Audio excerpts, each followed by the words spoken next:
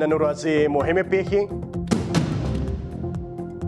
طالبانو سره د خبرو پرېکړه ناسمه محاسبه is not based on the promises which Taliban have made. عبدالله وایي امریکا طالبانو سره د خبرو تر سروي پرېکړه ناسمه محاسبه وه. خونړیو پیښو نه وروسته ملي ویر، نن په ټول هېواد کې د خونړیو پیښو په پار ملي ویر اعلان شوی دی. د طالبانو بریدونه سرتیرو ته مرګ ژوبله. بدخشان کې د تېرې شپې په برید کې 15 سرتیري وژل شوي، 3 ټپیان شوي.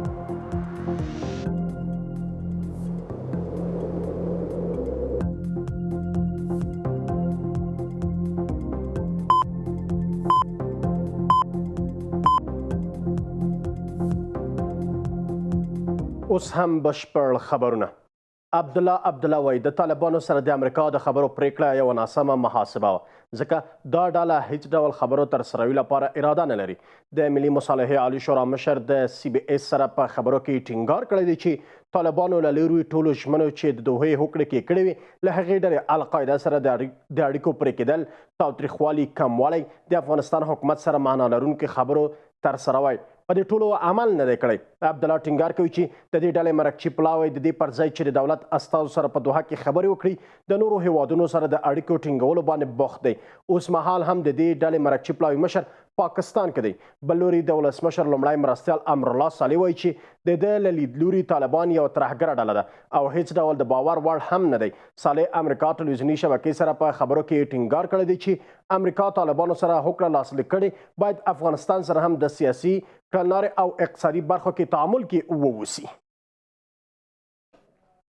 It's an irreversible decision. د یو اړتیامن هیواد په توګه موږ ضرورت لرو چې امریکا په افغانستان کې سیاسي اقتصادي کړنلارو کې تعامل ولري. تاسو چې په افغانستان کې پراخ بدلون ګورئ د امریکا پانګونه ده. نن په ټول افغانستان کې د وروستیو خونړیو پیښو په خاطر ملي ویر اعلان شوی دی. د افغانستان حکومت ملي ویر وروسته له هغه اعلان کړ چې د کابل په دشت برچي کې په یو خونړی برید کې لسګونه د ښوونځي زده کوونکي او له هغې وړاندې د لوګر په مرکز پل علم کې ورته خونړي برید کې لسګونه د 12م ټولګي هغه فارغان ووژل شول چې د کانکور په ازموینه کې د ګډون لپاره د مرکز ته راغلي ول.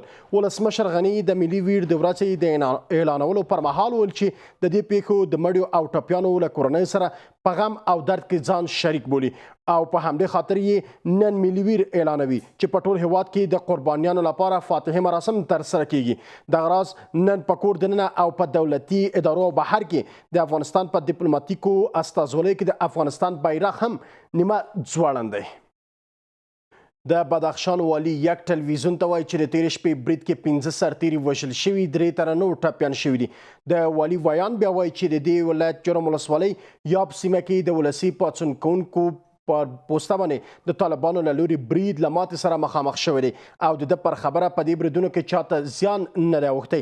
له دې سره بیا د دې ولایت ارغنج ولسوالۍ باندې هم برید شوی چې دا برید هم له ماتې سره مخامخ شوی او د سیمه ایزو چارواکو پر خبره طالبانو ته په دې کې درنه مرګ ژوبله اوښتې، خو طالبانو لا تر اوسه په دې اړه باندې بیا څه نه دي ویلي. د افغانستان سوله لپاره د امریکا ځانګړی استازی زلمی خلیلزاد د طالبانو او دولت ترمنځ 3 ورځنی اوربند څخه بیا هرکلی کوي. خلیلزاد په خپله ټویټر پاڼه باندې لیکلي دي چې افغانان د داسې اوربند غوښتونکي دي او د دوی هیله همدا ده چې په هیواد کې اوربند ووسي. طالبان او د افغانستان حکومت باید یو سیاسي جوړجاړي ته سره ورسیږي ترڅو په هیواد کې اوربند ترسره شي. زلمی خلیلزاد چې د افغانستان کې وروستیو اونۍ کې د تاوتریخوالي کچه هم لوړه ګڼلې ده. د امریکا بهرنیو چارو وزارت هم ویلي دي چې امریکا په افغانستان کې د اوربند ټینګښت غوښتونکې ده او تاوتریخوالی باید ژر پای ته ورسیږي. غزنی ولایت کې د طالبانو برید له ماتې سره مخامخ شوی او دا ډله وړتیا نه لري.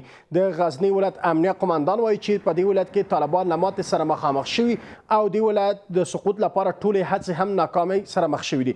حکمت الله کوچای د غزنی خلکو ته ډاډ ورکوي چې د هوایي او کمانډو ځواکونو پر رسېدو سره په تېره اونۍ کې 200 تنه طالبان وژل شوي، نږدې 300 تنه نور ټپیان شوي دي. خو طالبانو بیا دې ډلې ته د خپل مرګ ژوبلې په تړاو باندې څه نه دي ویلي. خو کوچای بیا وایي چې طالبانو د بهرنیو ځواکونو مرستې تر سره کېدو سره غوښتل دا ولایت سقوط کړي چې دغه هڅه ناکامه شوه.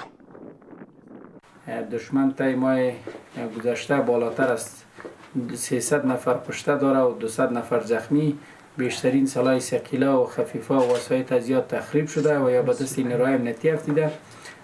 متاسفانه در جریان این عملیات ها در سطح مرکز و ولسوالی ها بعضی ضایعات کمتری ما داشتیم و بالاخره در حدود 4-5 نفر شهید و بالاخره در حدود 10-15 نفر زخمی داشتیم از نیروهای امنیتی و دفاعی. غزنی ولایت په وروستیو ورځو کې د ډیری جګړې شاهد دی. حتی د ښار تر څنډو پورې جګړه راورسېده. ارزو سیمه کې پوستې حتی ویل کېږي چې سقوط شولې. اصلي ستونزه څه ده؟ هلته د ولایتي شورا غړیو سره خبره دا ده چې سیمه ایزه اداره پر کمزوري مدیریت باندې هغوی تورنوي وي. پوښتنه دا ده چې کمزوري مدیریت د لامل کېږي جګړه کې بریا ته ونه رسېږي او که نه هغه څه چې اوس مهال امنیتي چارواکي وایي چې د بریا ته رسېږي. په دې مورد باندې بحث کوو. د غزني ولایت امنیه قمندان حکمت الله کوچی را سره پرلي کړی. کوچی صاحب مننه چې وخت مو راکړی دی. په غزني کې د ښار تر څنډې پورې حتی ارزو سیمه کې هم جګړه روانه وه. اصلي ستونزه پر څه کې دی چې د ښار تر څنډو پورې جګړه را رسېږي؟ ولسوالۍ کې هڅه هم جګړه ده. بسم الله الرحمن الرحیم. تاسو ته یک تلویزیون احترامات وړاندې کوم. علیکم السلام. په دې کې زیاتې شک نشته چې دښمن په دې وختونو کې نه تنها په غزني کې د افغانستان په مختلفو ولایتو کې خصوصا په 10 ولایتو کې ډله ییزې هجومي تعرضي حملات درلودل. من جمله د غزني ولایت دوی د پاکستاني مدارسونه همدغه شکل د امجوار ولایتونه افراد راوستي وو. دوی پلان برنامه د سقوط درلوده.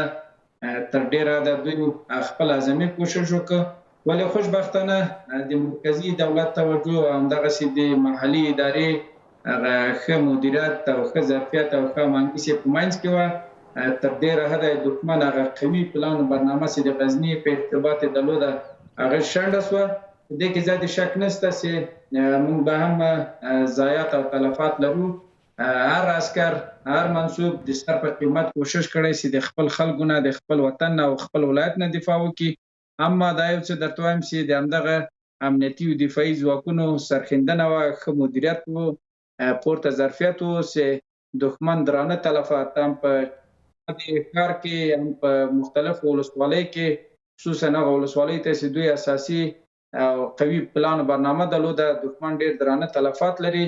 لکه مخکې چې تاسو وویل د 200 نه زیات دوی مړه لري، همدغسې د 200-250 په حدودو کې دوی شدید مړین زخمیان لري او دوی ډېر زیات هغه بعضې که چیرې تاسو د تلفاتو د اوښتو خبرې کوئ چې وسله واله ډلې مو تلفات اړولي او هغه شمېره چې تاسو وړاندې کوئ حدود د 500 کسانو ته مرګ ژوبله یعنې اوښتې ده، بیا څنګه د ښار تر څنډې پورې دا خلک را رسیږي چې د دومره مرګ ژوبلې لیدو سره بیا هم راځي پر امنیتي ځواکونو باندې برید کوي؟ اصلي ستونزه پر څه کې دی؟ ځکه ولایتي شورا سره چې کوم موږ بحث کړی دی، ولایتي شورا غړي ستاسو پر کمزوري مدیریت باندې سیمه ایزه اداره تورنوي. آیا مدیریت کمزورتیا ده که نه هلته د وسلوالو کسانو شتون ډېر زیات دی چې دومره شمېرې سره چې تلفات ویني بیا هم راځي د امنیتي ځواکونو پر وړاندې باندې جنګېږي؟ دا یو څه زه تاسو ته اطمینان درکوم چې هغه کسان چې د غزني د وضعیت او حالت نه خبر دي، هغه کسان چې رښتیا هم د غزني نمایندګي کوي، هغه په ټولو حقایقو پوه دي. په دې باندې هم پوه دي چې امنیتي او دفاعي ځواکونه په کوم حد کوشش کړی ده، کوشش کوي چې د خپل خلکو نه د خپل محیط منطقې نه دفاع وکړي. اما یو څه تاسې د تیرو کلو نه هم په یاد ولرئ چې د غزني په مختلفو ولسوالیو کې متاسفانه دښمن ډېر قوي تجمع او تحرکاتو په تیرو کلو کې موږ شاهد د ډېرې بدې پیښو د غزني په مربوطاتو کې وو.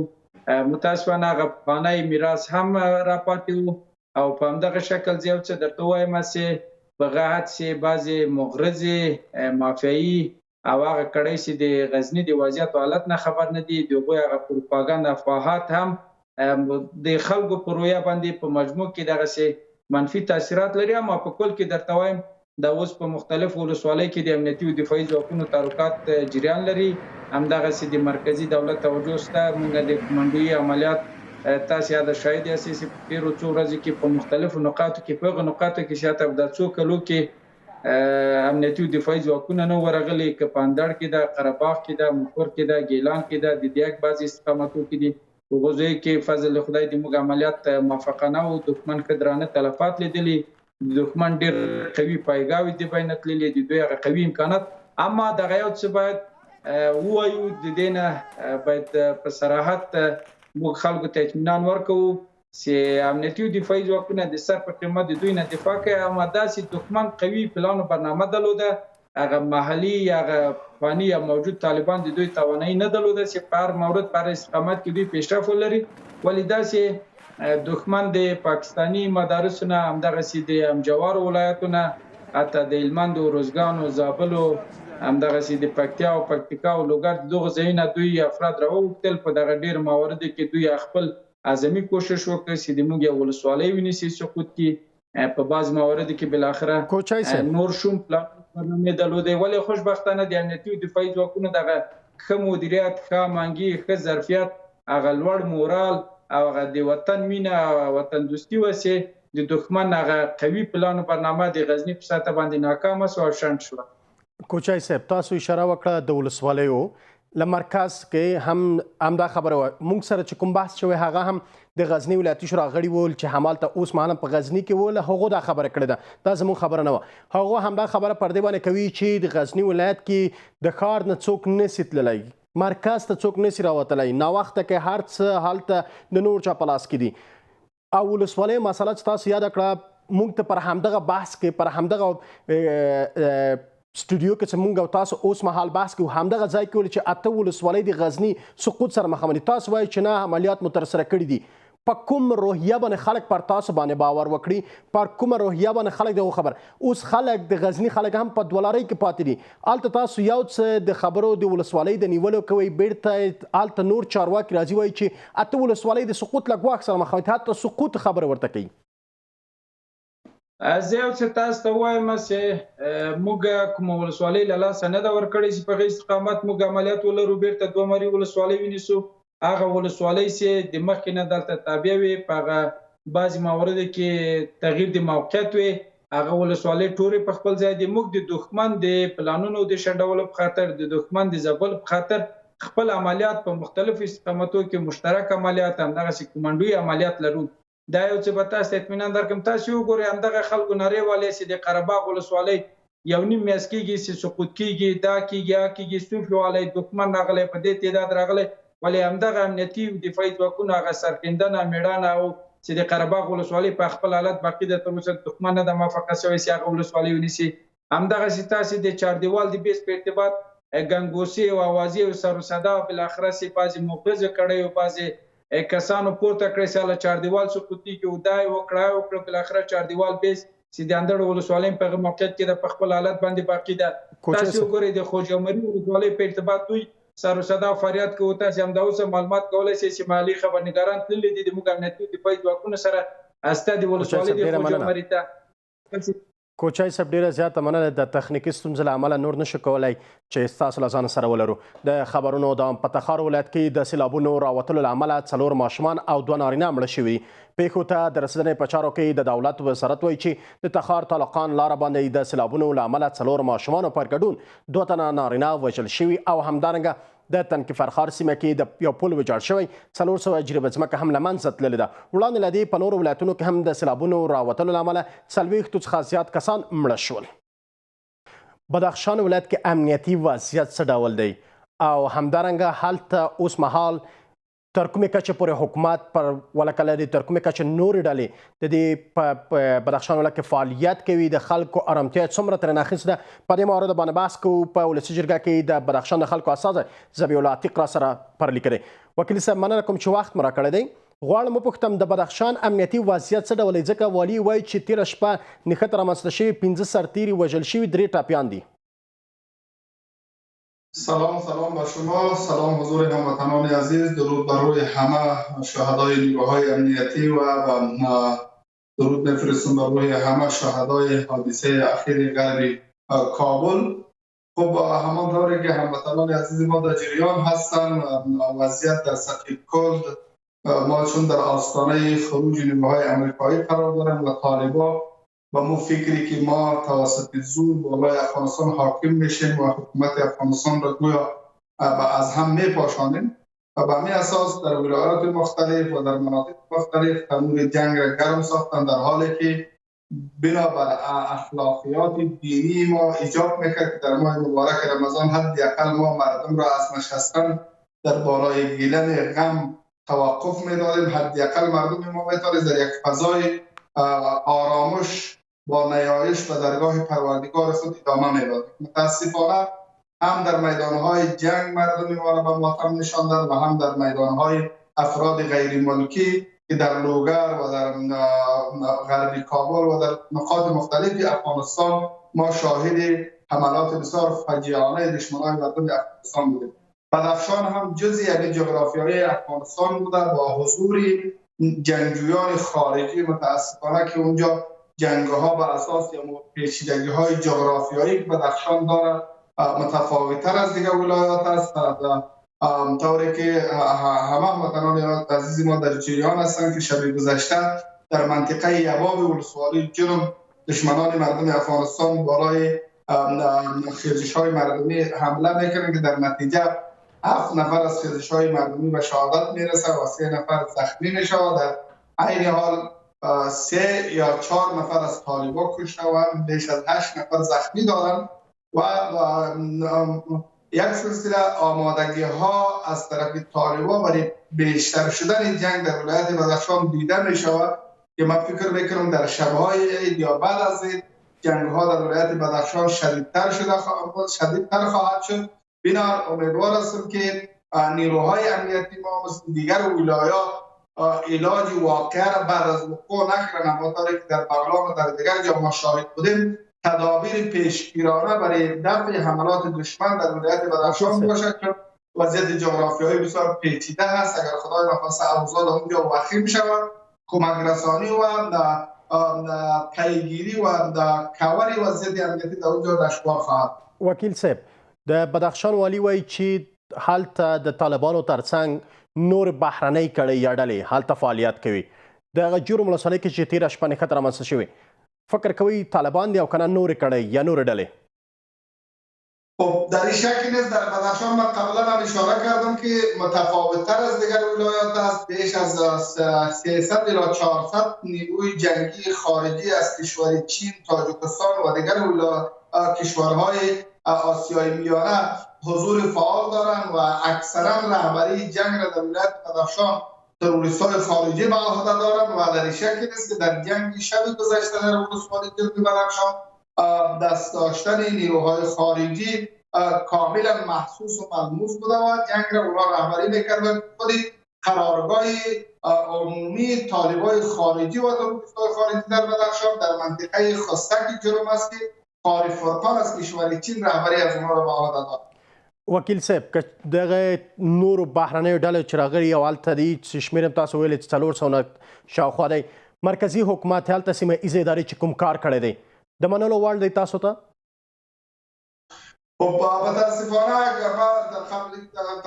قبلا اشاره کردم ما در ولایات مختلف در حال کاملا جنگ هستیم و حکومت مرکزی یک سلسله اقداماتی را کردن در ولسوالی نوسه بدخشان، یک عملیات منظمی را تدابیر گرفتند که متاسفانه او عملیات متوقف شد و نمیدانم که علت انگیزه از چی بود و باوری ما بود که اگر عملیات نوسه به مفهوم واقعیش پیش برده میشد و ما میتونستیم دشمنای مردم افغانستان را در ولسوالی نوسه زمینگیر میکردیم و ولسوالی نوسه را تصفیه میکردیم. این منجر میشد به شکست جبهات جنگ در دیگر نقاط ولایت بدخشان که امیال هم قطعات کمربند در اونجا حضور دارند. ما امیدوار هستیم که حکومت افغانستان و وزارت مطلب دفاع ملی تجدید نظر بکنه، عملیات نوسه را موفقانه سپری بکنه تا دست نیروهای امنیتی و در دیگر ولسوالی‌ها و در دیگر جنگ در ولایت بدخشان بالا باشه. وکیل صاحب، تاسو چې د بدخشان د خلکو استازي یاستئ، تاسو ته د حکومت دغه مبارزه د منلو وړ دی چې په بدخشان کې څه تېرېږي؟ ځکه نوسۍ ولسوالۍ کې څه موده مخکې سخته جګړه ترسره شوه. تاسو ته د ولسي جرګه کې چې د بدخشان د خلکو استازي یاستئ، د حکومت مبارزه چې د همدغه ډلو پر وړاندې ترسره کوي د منلو وړ دی درته؟ خب در این شکل حکومت توانایی‌های خود به کار برده و ما طوری که در جریان هستیم. دیروز در ولسوالی امام صاحب حکومت اقدام کرد، دشمنان مردم افغانستان با تلفات سنگینی با اونجا روبرو شدند. در دنه بوری در ولایت بغلان دشمنان مردم افغانستان با شکست فاحش مواجه شدند. ما باورمندیم به نیروهای امنیتی 100% هست. نیروهای امنیتی و نیروهای شجاع ما در چوکات اردوی ملی، پلیس ملی، امنیت ملی و خیرش‌های مردمی که هم چوکات امنیت ملی میباشد، ما باورمندی ما بالای از اینا کامل هست. اما متاسفانه خود رهبری حکومت مصروف یک سری از زدوبنده‌های داخلی خود است. اگر حکومت افغانستان بتونه جنگ را درست مدیریت بکنه، در این شک نیست که دست نیروهای امنیتی ما در جنگ بلند خواهد بود و مخالفین دولت و گروه طالبان او خوابی را که دیده بودند با افغانستان را بعد از او تاثیر بکنیم، او خوابشان به یک رویا تبدیل خواهد شد و او هرگز تعبیری از او را شاهد نخواهد بود. وکیل صاحب لاندې ټکو کې راته وایي تاسو د هغې ولایت له جغرافیې سره بلد یاستئ، څه باید وشي چې بدخشان امنیت خوندي کړل شي؟ حکومت ته څه حل لار دی؟ خب ما پیشنهاد ما با حکومت افغانستان است که چون ما در فصل جنگ قرار داریم و بدخشان ولایت بسیار صعب العبور از نقطه نظر جغرافیایی یکی از ولایات پیچیده در افغانستان است، حکومت افغانستان عملیات جدی زمینی و هوایی را در چند نقطه مهم بدخشان که راغستان و قسما درواز است اونجا نیروهای امنیتی حضور دارند، طوری که یک سال قبل در ولسوالی وردوج حکومت افغانستان عملیاتی را تداویر دید که در اونجا تمامی لحظه دشمن و حرکتش کاملا بطیء شد و دیگر حرکتی برای گرفتن اراضی در منطقه وردوج و بدخشان ندارد. اگر حکومت افغانستان این تدابیر را بگیره در ولسوالی راغ و درواز عین عملیات وردوج تکرار بکنه، من باورمند هستم که نیروهای محلی در ولایت بدخشان توانی از این را دارند که نقاط ضعیف را از پیش دشمن بگیرند و باقی مناطق بدخشان را از وجود مخالفین دولت پاکسازی بکنند. وکیل صاحب ډیره زیاته مننه کوم کور مودان چې وخت مو راکړ. د خبرونو دوام د اختر را رسیدو سره د هیواد په بازارونو په ځانګړې توګه د پلازمېنې په بازارونو کې د خوراکي توکو بیه دغه راز ډیره لوړه شوې ده. یو شمېر هیوادوال د توکو لوړې بیې څخه د نیوکې په خوا کې وایي چې د تیر کال په پرتلې سره د اخیستو توان ټیټ دی. د روژې میاشتې پای ته نږدې کېدو سره کوچني اختر څخه هرکلي لپاره چمتووالی.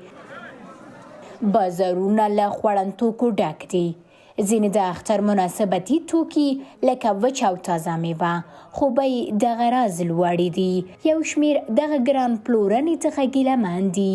هغوی وایي ښاروالۍ اړه د بازار څخه په یو ډول څارنه وکړي. اگر عمده فروشی میری عمده فروشی که برات قیمت میفروشه، اگر در پرچون میری پرچون سر قیمت میفروشه. این تو ریوال نیست، کنترل نیست که از طرف شهروالای شهرداری ما قیمت داشته باشیم که فرض مثال یک شیر قیمتش 15 روپیه است. در پیش از رمضان 10 روپیه بود. رمضان که داخل شد تمام قیمت ها بلند رفت. برنج، روغن، چیزی که مواد خوردنی است تمامش بلند رفت. دیگه متاسفانه در افغانستان ما به خاطر ماه شریف رمضان باید که یک رحم ترحم باشه.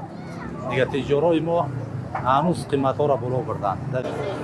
لدې سره یو شمېر پلورونکي هیواد کې د خوړن توکو لږوالی او وروستی اورلګېدنې د خوړن توکو بیې د لوړوالي لامل بولي. نرخ دیگه چیزا کلش پایان شده. غیر روغن یک پیک روغن 2 سیره 1200 شده. د اوړه، وریجې، غوړي، غوښې، میوې او سابه په څېر د لومړنیو خوړن توکو بیې هم روژې څخه د مخکې ورځو په پرتله 40 نه ډېر والی موندلی. نه کار است، نه غریبی است، نه کدام بیادر عایدات بر عایدات است، نه کدام فارم، نه کدام سرپر داریم. له دې سره د صنعت او سوداګرۍ وزارت د خوړن او سون توکو پلورونکو ته خبرداری ورکوي د ګران پلورنې او سرغړونې پر مهال یې د فعالیت جواز لغوه کیږي. کسانی که دست به احتکار مواد مورد نیاز و اولیه بخصوص مواد سوختی جهت گران فروشی بزنند به صورت جدی در مطابقت با قانون حمایت از مستهلک برخورد می‌کند و پس از شناسایی و هشدار جواز فعالیت آنها لغو و به نهادهای عدلی و قضایی معرفی خواهند شد. له دې سره کابل ښاروالۍ وایي هغوی پر وړاندې چې د توکو بیې لوړې کړي قانوني چلند کوي. در صورتی که در شهر قیمت ها به صورت بیرویه بلند بروند و یا اینکه ما شاهد احتکار و یا هم بلند بودن نرخ مواد اولیه به صورت بیرویه باشه، مطمئنا چاروالی کابل با نهادهای مرتبط و یا نهادهای ذی دخل از جمله وزارت محترم تجارت، اتاقهای تجارت و اتحادیه پیشاوران وارد عمل میشن. د روژې میاشت کې د ډیری اسلامي هیوادونو خلاف افغانستان کې بیې لوړیږي. یو شمېر حکومت د آزاد بازار مدیریت کې پر کمزورتیا تورنوي او یو شمېر هم دغه وضعیت د لومړنیو خوړن توکو د پلورونکو پر اوږو وراچوي. د کابل په لویدیځ کې د سید الشهدا ښوونځي باندې برید په ولسي جرګه کې بېلابېل غبرګونونه راپارولي دي. د سید الشهدا ښوونځي پر وړاندې د خونړۍ چاودنې څخه 3 ورځې وروسته هم د یاد برید په تړاو غبرګونونه دغه راز دوام لري. هغه برید چې د حکومت او خلکو په خبره یو له موخو څخه د نفاق رامنځته کول او د فرقه‌ایي جګړو زیاتېدل دي. ګڼې د دې برید عاملین لږ تر لږه په ولسي جرګه کې خپلې موخې ته رسېدلي دي. د جرګې غړي د برید څرنګوالي پر سر 2 لاسه شوي دي. ترینګلتیا وروسته له هغې پیل شوه چې د جرګې یو شمېر استازو د کابل په لویدیځ کې ښوونیزو مرکزونو باندې برید نسل وژنه وبلله او د امنیتي بنسټونو بېغورۍ له امله یې نیوکه وکړه. شما کدام قوم و مردم را دیدید که در دانشگاه، در شفاخانه، در مرکز ورزشی، در مسجد، در حسینیه، در زیارتگاه، در سرک، در حین تظاهرات، در حین مراسم سخنرانی و حتی مراسم عروسی اینا مورد سلاخی قرار بگیرن؟ این معلومه که یک نسل کشیه. امنیت ملی افغانستان باید افشا کنه که این کش عاملان این کشتار سریالی در این 5 سال گذشته کیها بودن و چرا هنوز جلوش گرفته نشده؟ یه عمل که صورت گرفته به این خاطر صورت گرفته که در بین مذاهب افغانستان، در بین اقوام افغانستان اختلاف بیندازه. هر کی بود، و از پاکستان آمده بود، از میرامشاه آمده بود، از ایران آمده بود، هر کی بود مطلبش نمی بود. زموږ د نن ورځې خبري ټولګه همدلته پای ته ورسته. له ملتیا مو مننه کوم.